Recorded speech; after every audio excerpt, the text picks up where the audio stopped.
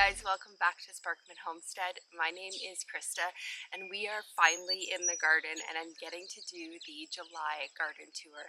Now today we are actually at July 18th, so we're nearing the end of, well, we're mid-July. So the garden is in full life. This probably is one of my favorite times in the garden because everything is like at its full potential, like the summer garden at least. The spring garden has now like almost completely phased out and we're into like the summer heat loving stuff. So it's kind of my favorite time of the year. I find that come like August, I am so in the preserving mode that I'm not really enjoying the outside garden part of it. Plus everything is kind of like dying off. Pest pressure is pretty bad in August. Mind you, it's pretty bad right now, and you'll see once we go out to the pumpkin and squashes. So what I think I'm going to do is we will start this tour in the side garden. This side garden is primarily where I do most of my spring gardening. Now you will find as we go through it that a lot of the beds are empty, and it's because I'm actually preparing them to get my fall garden put in, because that, again, the side garden, that's where that goes. I've already started my fall starts.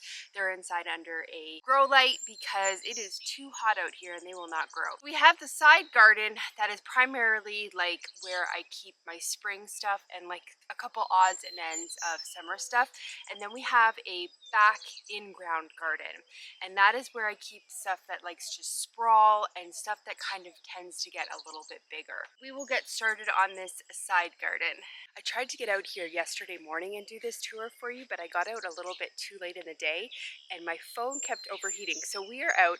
I don't even think it's 6 a.m. yet. So I'm trying to beat the sun and the heat today, and it is causing this glorious morning light. I love it. I need to get out more often at this time of day because it is really, really nice outside.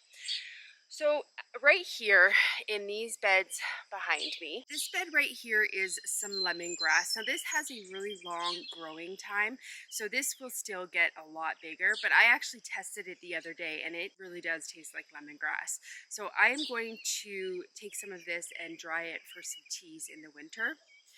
And then this bed right here, this bed actually has to be harvested. These are all of my turnips. You can see them hiding in here.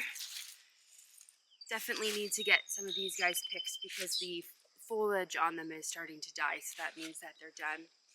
This bed is just a bed of mixed kale. I actually have to pull these guys out because they are struggling. They don't like the hot weather. I'm going to just take them out and amend this bed, and then this bed is probably going to have kale in it again in the fall. And then we have some chamomile and some calendula. And then that guy right there is my champagne bubble cherry tomato. I've had a couple of them. You can see some of them hiding in there right there. They're the yellow ones. Nice cluster of them here. And then this guy right here is a giant crimson tomato plant. One thing that I kind of do with this side garden is where I have dirt available, I will usually end up throwing a tomato plant or a pepper plant in. It's just this, like I said, this is my spring garden, and so what happens is I tend to get like overage from where I have my stuff in the back garden. If I have extra plants and have available dirt here, I'll usually end up throwing stuff in. So that's kind of what happened with this giant crimson tomato. I also kind of wanted to keep it isolated. Mind you, it is right beside this tomato, so it's probably been cross-pollinated.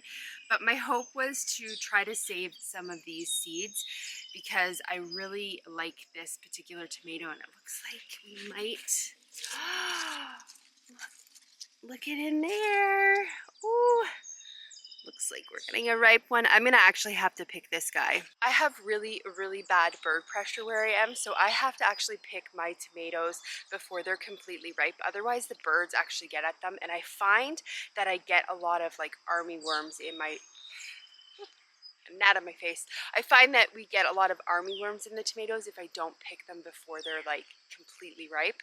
So I'm gonna actually probably have to harvest that guy. I'm probably gonna end up finding a lot of stuff that I need to get harvested this morning. And then this bed right here, we have a couple of celeries. I have picked a majority of my celery already. I do need to come out and actually harvest these guys. And then this right here is a eucalyptus plant. These guys do not overwinter here. It gets too cold in our winters. So I did plant this in a pot so that I am able to bring this inside in the winter. And this, I will up pot this next spring.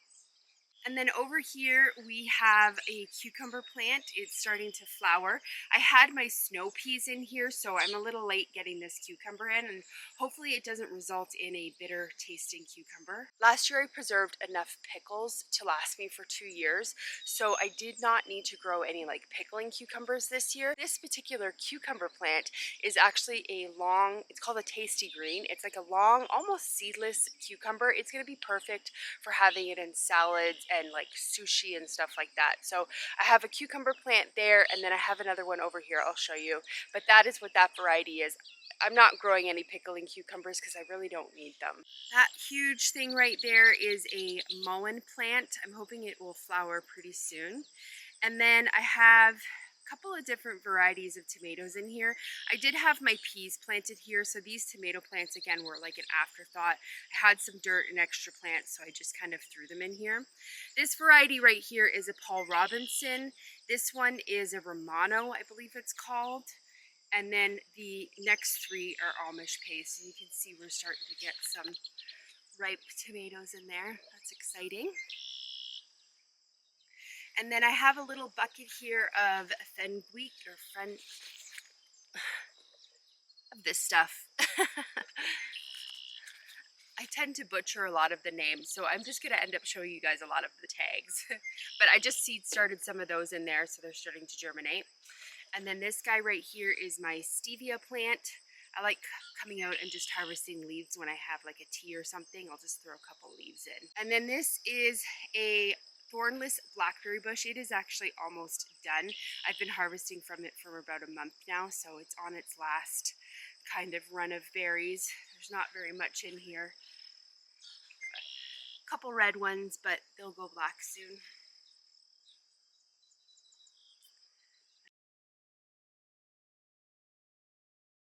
Pasture right there. Hopefully soon we will have some cows in there.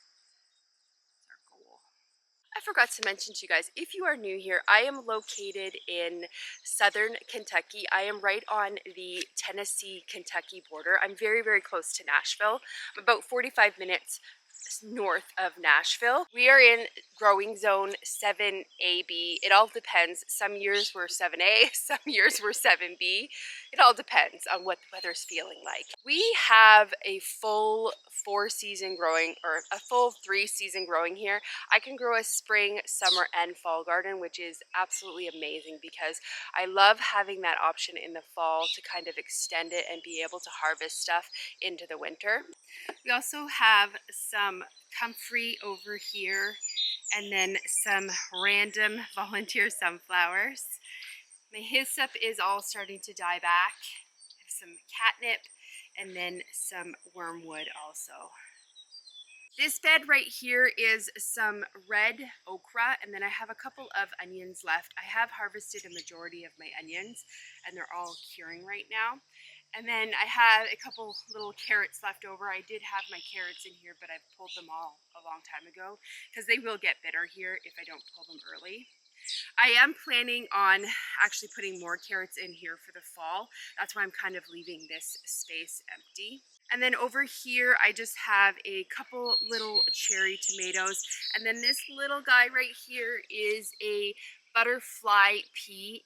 I did plant it a little bit late and it did get stunted. Those were some saved seeds I had from last year. So I don't think that guy's gonna grow any, but I'm gonna get some seeds for next year so that we can get those again because I enjoy those for a tea.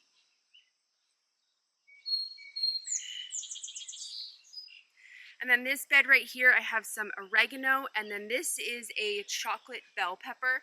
I am so happy I decided to actually plant this here because my peppers in the back, they are actually all in brand new raised beds that I built in the back, and they have all new soil. And unfortunately that soil was pretty nutrient dense. We were told it was a nice loose topsoil, only to find out that it is dense clay soil. So my poor peppers back there unfortunately are struggling, so I don't know what I'm going to get for the bell peppers. So I was really excited to see that that plant was actually taking off in this bed. This side garden has pretty good soil in it. This is its 5th year here in this side garden, and that back garden, a majority of it is like 1 to 2 years old, so it is pretty new soil. So a lot of my stuff back there is kind of struggling because I'm trying to work on getting that soil amended. And then this is some echinacea here. This is its 5th year, so I'm actually going to start harvesting some echinacea root out of these plants because they are just flourishing. It's kind of a bee hub usually. And then I have some leftover celery here that I have to come out and get. I'm happy to see that some of the celery is actually re-sprouting. That was my hope. I kind of left, when I harvested it, I left the celery nubs in there, or the root, so that I could see if I could grow some more. And it looks like we're getting some more. It's exciting. This empty bed here, well, it's not empty. I planted some bean seeds in here. I have a majority of my green beans over there, but unfortunately this year I was kind of battling the birds eating the seeds when I put them in the ground, hence why I have that mesh covering over that garden bed. And then once stuff did germinate, I had a really bad pill bug problem, and they were coming and just eating all of my little seedlings. So my green bean bed is just, it just was hardly any in there. So I'm gonna try to get a second round of green beans because unfortunately I haven't been able to harvest very much, and I do need to put up quite a bit of green beans this year because that is one of the things that I kind of had on my list that I needed to get a lot of done this year. This bed right here is some edamame beans or soybeans. And then I have some slow bolt lettuce here. I purchased this from M.I. Gardner, and I'm hoping that it's not too bitter. It says it's supposed to be good for hot weather growing, but I don't know if it means southern hot weather. This bed that I have the kale and the lettuce and the edamame beans growing in, that was actually one of those raised beds before that big tall one right there, but it actually started to rot. So I took that whole bed down, like I took it all apart because all of the sides were completely falling apart on it, and I took all of the soil out and put it in a wheelbarrow. And me and Steven worked and kind of made these really low garden beds here. Now it's funny because in that original bed, I'd actually had tomatoes planted in there. And I moved that soil around a lot. Like I moved it to different parts of my garden when we were rebuilding the beds. And look at what ended up coming through. I have literally been pulling hundreds of little tomato starts. They are everywhere. They just keep regerminating. So I am just pulling them because that, I believe, is a cherry tomato. This bed right here is some leftover beets. I have harvested beets and canned them already, but these ones were too small to pull out, so I just kind of left them there. I do have a video, and I can link it up above for you guys, showing you me harvesting them and getting them all canned up. But that is my leftover beets. I'm gonna probably end up pulling these pretty soon and reseeding some more beets so that I have them for fall, because I need to can up some pickled beets. I love pickled beets, and I didn't get to do that yet this year, so I'm gonna replant some beets in there. This right here is just some cilantro that has gone to seed. I've got one plant that hasn't bolted yet, so that's nice. And over in this bed here, I just have some leftover cabbages and some sage and just some random kales.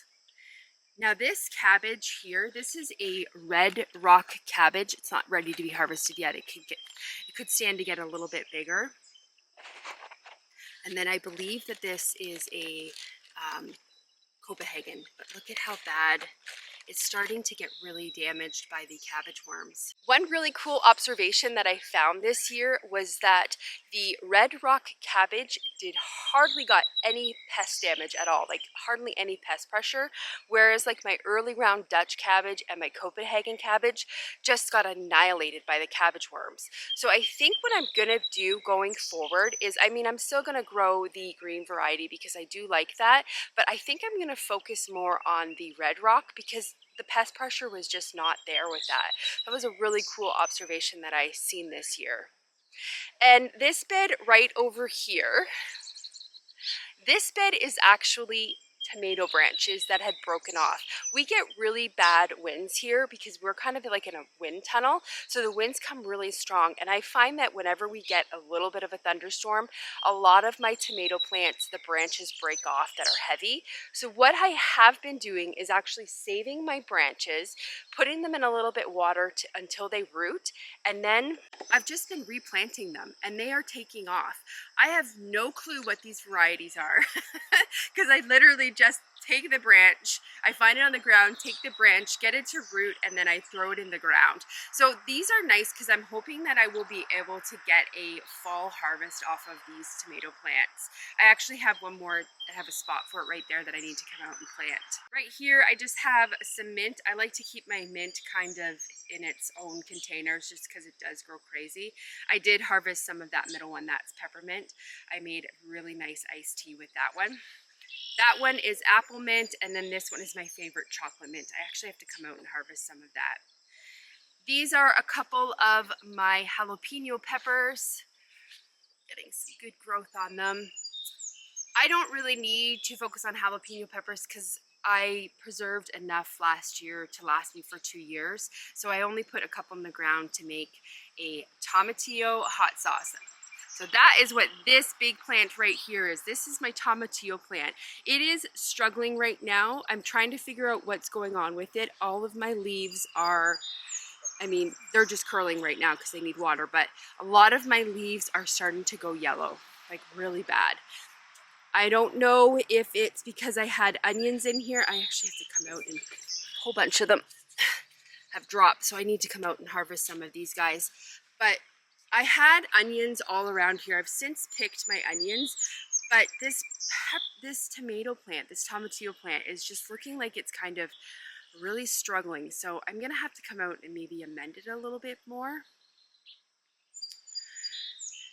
This bed right here is some cannelloni beans. I have already started to harvest them because you kind of want to get them when they are at this stage. So I need to come out and actually pick some more. But these guys did pretty good this year. Now this small little bed is definitely not enough cannelloni beans for me to preserve for the year. But I did plant it in this small bed because it was kind of an experiment. I wanted to see how well they did in our area, and I just kind of wanted to learn how to grow them first. They grow very, very well here. So I think what I'm gonna do next year is actually plant in the back garden, and I'm gonna do a couple of rows of them. And then next year, I'm really gonna focus on being able to preserve enough cannellonis to get us through the year. I'm also going to do that with black beans next year as well. I didn't need to grow a year's worth because I actually already have some in storage right now. But next year, I think I'm gonna kind of put a focus on growing a year's worth of beans. And then over here, I just have some random pepper plants. I had lettuce and spinach in this bed, so it was empty. So I just threw some jalapenos in there. And then this overgrown bed, I need to get in here and weed. It's just a mess. It is an absolute mess. This is my asparagus bed, and I do put some dill in there. That's what, all of the dill has now gone to seed. So now we have a whole bunch of dill seed. Just sprinkle it back in there. We have lots of asparagus in here. We also are trying to deal with these guys right now. I don't know if you've seen it, but we have Japanese beetles really bad right now. They're eating a lot of my plants. See them right there? That's Japanese beetle. And they're not supposed to be on there. Look at all of them. They're so bad. And then on this arch trellis, going up the trellis, these are just a green bean. They're a Kentucky pole wonder, so they're starting to go up and hopefully start to flower soon. And then on this side of the trellis, I also have some more Kentucky wonders going up. This bed right here is my sad green bean bed. I mean, I'm getting a couple of them, but just, I mean, I need to preserve a year's worth, and I'm definitely not getting that. So hopefully with me starting that bed over there, I'll be able to put up a year's worth. If my garden does not produce one thing, I actually have a really, really good community here. We are very, very close to a large Amish community. So I'll just be able to go out to the Amish and purchase all of these things that aren't growing well in bulk, and then I'll be able to preserve them up. If I can't grow it myself, I don't get too worked up about it because, again, I have that option of going and purchasing stuff in bulk. That right there is another one of those tasty green long cucumbers. And then this bed right here is some black beans. Now on the package, I believe I purchased the package from, it was either Baker's Creek or Haas.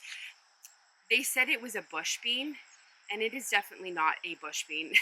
These guys are a pole bean. They're a pole variety. Lots in there.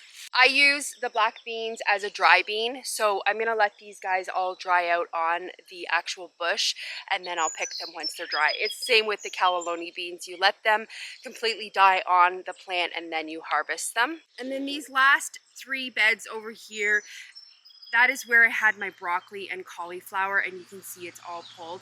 I'm actually getting these beds amended because this is where I'm going to put my broccoli and cauliflower in the spring.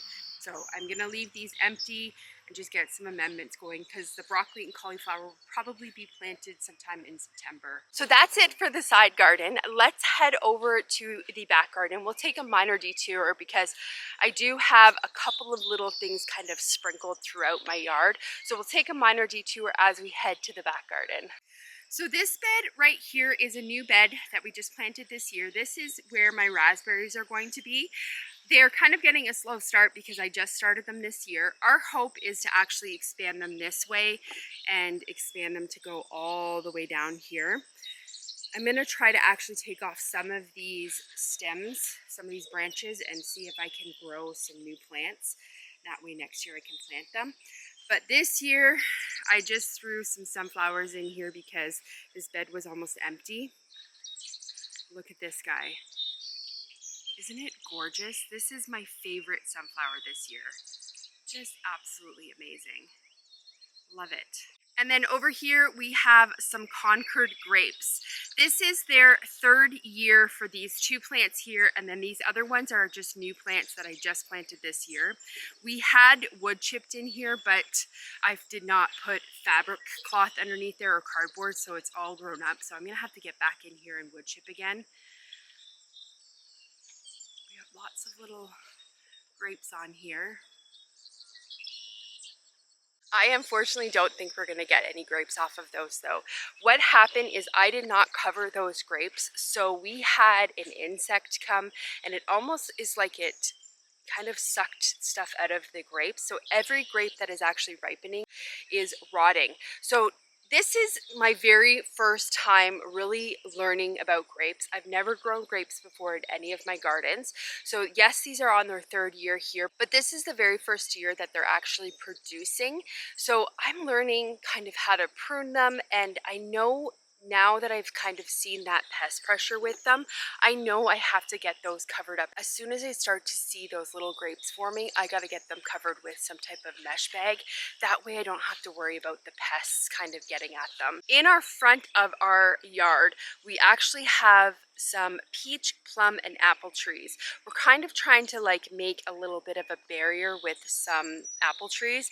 My goal is with the front yard. I don't like lawns. I like gardens. I like to be able to grow food wherever there's dirt. Steven is a little different than me. Steven likes a well-manicured lawn, so we're trying to find a happy medium. But my goal with the front is to actually make a nice orchard in the front because we have almost half an acre in the front. So I really want to use that and get some trees put in there. So we're on a slow start. We've got 2 peach trees, 2 plum trees, and 2 apple trees. The peach trees will probably actually start producing next year. They're going to be on their 6th year next year, so hopefully we'll be able to get a couple of peaches. Unfortunately, this year we had really warm weather, and then all of a sudden in March we had this really hard freeze. So all of my peaches had blossoms on them, and with that hard freeze they all fell off and died. So I didn't even get any peaches this year, but that's okay. We'll do it next year. We've been kind of focusing on fertilizing those. So this right here is our storm shelter, and this is kind of what I call my storm shelter herb garden. It has got most of my herbs that I use for in the kitchen, so it's kind of like my kitchen garden. It's very close to my door, so I can easily get access to it. I have some more echinacea growing here, and then I have some lavender and lemon balm right here. Now this right here is mint. Well, I mean, I do have some lemon balm there, but majority of this is mint, and this is how I learned my lesson with keeping mint into a container, because I started out with just a tiny little patch right here, and look at it. It just takes over everything. Echinacea are pretty beautiful. That's why I was saying I can harvest some of my roots now, because I have quite a bit of echinacea popping up everywhere. I also made the mistake of putting just some random asparagus in here, and so now I have just these asparagus that just kind of pop up. I have a couple of cherry tomatoes that are really buried in here, hard to get at. And this is some parsley that's gone to seed. I am seed starting some more, so I'll just put some in there. I'll pull it out. But right now I just kind of leave it in here. Gosh darn it! Sorry, I have to take a deep breath. I just had a cicada land on me, and it just, oh, they're so big. They're like the size of my hand. Anyways, slightly rattled from that. I can handle bugs, but those things are just huge, and they don't know personal space. Anyways, I'm hoping it's off of me. This parsley I am letting go to seed because it is really good food for the butterflies. So I'm just letting it stay there until my other stuff is ready to be planted. And then I just have like really just random herbs in here. I have some sage, some tarragon, some just random basil, like extra plants that I had, some rosemary, some oregano, which is another in the mint family, so it just takes over. I have some thyme, some horehound, some more lavender, and then some calendula. Lavender is starting to finish up to get out and harvest them. I need to actually deadhead those calendulas as well so they grow more. And then I just like to sprinkle random zinnias everywhere. I love zinnias. So the majority of my flowers I actually plant in my front of the house, just because I like that more of, you know, it's pretty to see the house full of flowers. So we'll go up there and I will quickly show you those flowers. I next year am going to really focus on kind of sprinkling more flowers throughout my food garden, because they really bring in a lot of pollinators, and I realized this year that back there I need to get some flowers before those like squashes and pumpkins start to actually flower. I need to put flowers back there to kind of attract the pollinators to come, because yes, now there's a lot of pollinators, but at the beginning there was just not a lot of them. So that next year, that's going to kind of be my goal, is to just get more of my zinnias and stuff in my food garden as well. But let's head to the front and I will show you what that forest looks like. I just want to tell you right away, the front is a weedy mess. I really have been putting a lot of focus on my food gardens, and the front has just been completely neglected. So please don't mind the insane amount of weeds up there. I haven't gotten a chance to weed.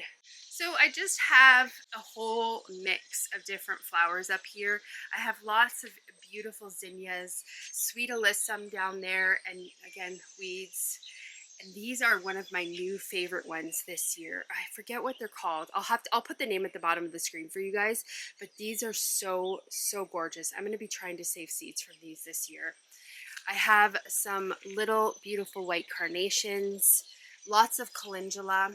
That back there has just been like, it's taken over. There is St. John's wort, oregano, lavender, and yarrow. It's just all a huge weedy mess right now. I just really haven't been focusing my attention over here.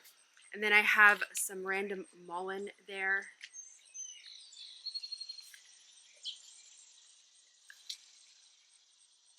These ones were really pretty too. And again, I'll put the name below for you guys because those are really nice.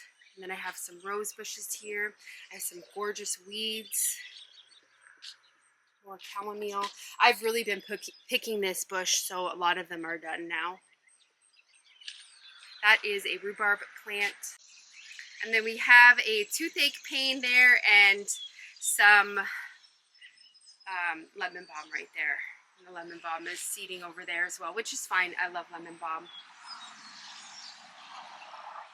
And then there was some daylilies there that are now being choked out from the Bermuda grass. And then we have lots of petunias that are just really gorgeous. This would look so much nicer if I was not full of weeds. I think with that front garden, I'm actually suffering from overwhelm fatigue. I just look at it and I just see so much work, and it honestly is just exhausting me just looking at it. So that particular garden, because it's not producing food, it's producing beauty and it's producing happiness because the flowers are gorgeous. But I think what's happened is I just think it's not producing food. I don't need to worry about it, and I don't need to exhaust my energy weeding it because I have more important things that I have to weed. And now it's just gotten out of control, and now it's just to the point where I'm just overwhelmed with it and I just want to rip it out and just be done with it. But I think I've mentioned this on another one of my videos before. We have plans with that front to actually rip all of that out and put a front porch there. It is kind of in our, I don't know, I want to say 5-year, but more realistically 10-year 10-year plan to build out that porch. And we do want to be able to kind of have a wraparound porch on the front of our house. So I am not, again, focusing a lot of my energy there because I know that eventually it's going to be ripped out. But I mean, unfortunately, when I pull into my house, I look at it and I think, oh, just so much work. But I'm just kind of letting it go right now and focusing my energy and attention to where it needs to be, which is my food garden and preserving all of that food. And then we have some really pretty bushes along our back deck. This is a Rosa Sharon bush, and it is just glorious. This bush is my favorite because it attracts hummingbirds, and I don't, you can see, but that is my kitchen window right there, and it overlooks this bush, and I get to watch hummingbirds when I'm standing at my sink. It is just a delight. I love it. It's so gorgeous. And this year it is like 10 times bigger. I think because last year I actually cut this back quite a bit. So this year it's just kind of come back with a vengeance, and I love it. But you can see, like, that's my window, and that is my view that I get to look at when I'm at my kitchen sink. I love it. So let's head to the back garden. That is my favorite garden right now.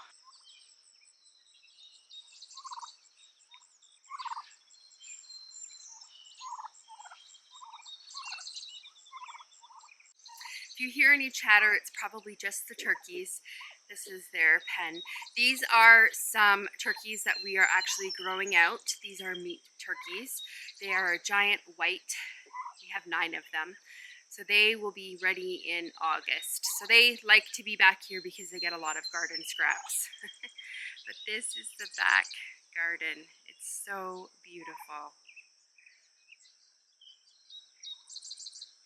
You can see why it's my favorite part. It's just so wild and just full of life and full of green. I just love it. I use a trellising system for my tomatoes. So I have 3 rows of tomatoes, and there's all different types of varieties in there. I will link my first garden tour for you guys because I do go into detail about all of the varieties that I have growing. I like to just kind of sprinkle marigolds and basil everywhere. So that's what all of those are. This is a Thai basil. I actually have to get in here and harvest some of this for some tea. This is a eggplant. I just kind of sprinkle eggplants everywhere as well. We're not big eggplant eaters, so I don't need a lot of them growing. We have some volunteer ground cherries here. There's some right there. I did not plant any of these, and I'm just letting them grow because I actually did not plant any ground cherries this year. This is an Abe Lincoln. See very well, but this tomato is huge. There's another really big one back there too. These are just some sweet basil that I have. Kind of a jungle in here, and I love it. This is the other season that we're in right now. Cicada season. Ah! I hate them. They're so loud and so big. So these are my glorious trellises, and they are doing exactly what I dreamt they would do. It's just becoming just this vining beauty. I love it. On this side, I have some honeydew melons, and I think I accidentally sprinkled in some cantaloupe in there too, because I think I have 2 different varieties growing. And then this side is honey rock cantaloupe. You can see we have a honeydew melon in there. That one is getting close. We have a cantaloupe in there. A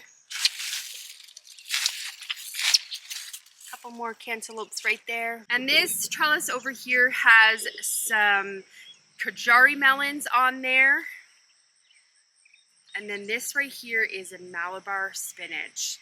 I'm so excited to find a spinach that I can actually grow in the heat here. I actually have to come out and harvest them. This spinach is a Asian variety, so it loves to grow in heat. It actually does not like the cold weather. This is a spinach variety that works perfect in my zone because we go from literally cold weather to the very next day we're in a heat wave. We don't really get that gradual slowly into the seasons. We just get thrown in right away. So this Malabar spinach does really, really good here. My plan with this is to actually pick it and then preserve it by freezing it, because then we can have spinach in the winter. Plus right now we can enjoy it kind of having it fried in dishes and stir fries and stuff. It's really, really delicious. It does have a little bit of a slimy aftertaste, but it's a good taste. Like, it's a good tasting spinach. And then again, I just kind of randomly threw in an eggplant. I don't know if you can see it right there. And then that's another eggplant. And then these guys right here are my zucchini and summer squash. Oh no, guys. Oh no. Oh no. Look at that. Look at that. Oh my goodness. You have got to be on top of those zucchinis. This thing is huge. I literally obviously did not see this. I don't know what I'm gonna do with this because it is really big and they get pretty tough. So I know there's lots of different recipes out there, so maybe this will become relish. I don't know. But I've got to obviously be a little bit more on top of making sure I'm checking these bushes a little bit better. We'll just put this aside for now. A couple Kajari melons in here. This craziness right here that I just love is a mix of different squashes, pumpkins, and watermelons. Have a nice big watermelon growing right there. I think that's actually a seedless watermelon. I have a mix of seedless, crimson, sweet crimson, and I think there's this yellow variety. I don't know how to pronounce it. It's like Yakima or Yama. I'm not sure how to pronounce it. We've got another watermelon there, and then we have a pumpkin right there. They just kind of have all just grown together. When I planted these, I had it all organized. I thought, okay, I'm gonna put 4 in each row and put them going down, and it'll be beautiful and I won't get anything mixed together. And then, yeah, that doesn't happen. It is now just a complete vining mess. Everything is intertwined with everything, and I mean, it's beautiful and all, but what's happened now is in the middle, I can't get at it to actually pull the squash bugs off, like the eggs. So I am noticing now that the squash bugs are kind of getting really bad in there. So these will start to die back pretty soon. I we'll be able to start to harvest them. I have a lot of squash kind of hidden in here. I'm okay if they start to die back a little bit because like I said, I do have quite a bit of plants hiding in here.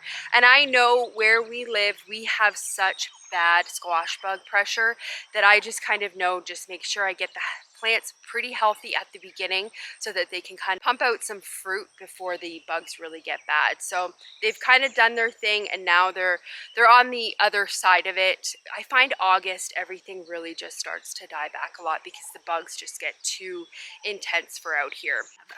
Another little watermelon in there. Right there, that is a sweet dumpling. That is like kind of like a sweet squash. I got those seeds from M.I. Gardner. So we have some butternut squash in here. These right here are a Canadian crookneck squash. We enjoy those. They have a lot more meat than seeds in them, so they're nice. I don't know if you can see in there, but I have lots of spaghetti squash. Definitely the pest pressure is starting to get bad on these. And then this watermelon right here, I can tell because of the leaves. This is a Moon and Stars watermelon. You can always tell because the leaf foliage actually has these little yellow dots on them.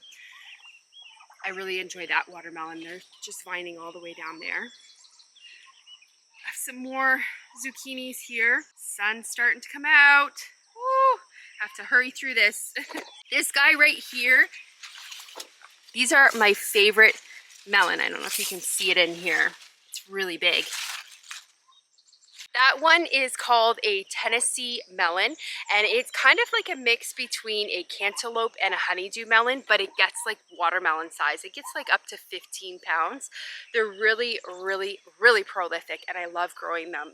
So I have a couple in there right now. This right here is my corn.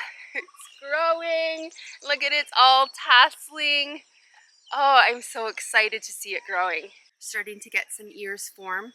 Now, not all of them are getting ears on them, which is kind of concerning, but it is what it is. I had said earlier, if I don't get something to harvest what I need to preserve for the year, because I really do need to get a lot of corn put up this year, I am just going to actually go. There is a farm down the street from us in Portland, Tennessee. It's about 5 minutes down the road. I am going to probably end up going there. They just harvested all of their sweet corn yesterday, and they're selling them for $5 a dozen. It's a really good farm. It's actually where I get my strawberries usually. So I am going to probably go down there and see if I can pick up some more corn stalks or some more corn cobs, because I don't know how much I'm actually going to get out of these guys. I'm just going to keep my faith that I will get enough, but if not, I always have those amazing options in my community.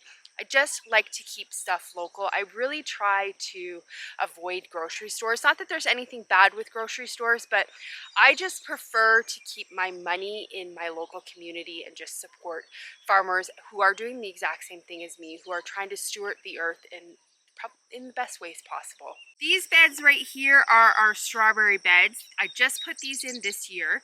I was picking off a lot of the flowers. These two right here are June bearing variety, and these two beds here, there is some June bearing, but I realized that I purchased some ever bearing strawberries by accident.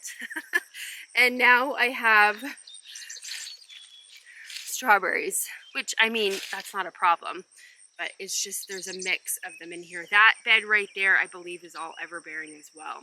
So we'll get another harvest in. I came out and weeded. Obviously, I missed some, but I came out and weeded them. We have Bermuda grass here, and it is very, very vicious. And I obviously did not put down enough cardboard here because all that Bermuda grass is starting to come up. So I'm having to be really hyper focused on making sure that I take care of it when I see it right away. So next year, like in the fall, I'm actually going to amend these pretty heavy with some straw. That way I can try to fight some of that Bermuda grass from coming up. So these beds back here are our new pepper beds. This is what I'm saying. A lot of my peppers look really, really like they're struggling. They are stunted. They got really stunted from that late cold weather that we had, plus the new soil. Now, some of them are producing. This is a California Wonder, and I have quite a bit of peppers on there. I have been pulling a lot of my pepper flowers off because I just wanted the plant to focus more on growing and establishing its roots and foliage before it tried to start growing. These are some shishito peppers. Last year, these guys were just huge and beautiful big plants, and this year they're just small. The exact same seeds, exact same packet, it's just different growing conditions. So I'm not going to beat myself up. I'm starting to now let them go to flower, so we'll start to be able to harvest some soon. This little guy right here is a snacking pepper. So it should be an orange variety. So these should start to turn soon, but they're just a little they won't get any bigger than this. It's called a snacking pepper. It's those peppers that you can buy, for veggie trays. This bed back here is another edamame bean bed. This was the bed that unfortunately had a lot of birds come out. This took 4 seed packets just to get this amount to germinate. I had such bad bird pressure back here.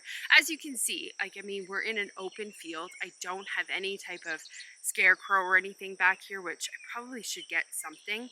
But I'm happy that we're getting a little bit back here, and plus we have that side garden stuff. But these are some of the edamame beans. Hopefully you guys can see because that sun's starting to come up now over the horizon. And this bed right here is some California Wonders and some red peppers and some chocolate bell peppers. So you can see the difference in these plants versus that one that I showed you in my side garden. Some California Wonders there. Again, I've been pulling off a lot of the flowers, just trying to get the plant to focus on getting bigger. This bed right here is our hot pepper bed. I am planning on making a lot of hot sauce this year. So these are some long, slim cayenne peppers. And then these guys right here are some Tabasco peppers. All starting to bloom.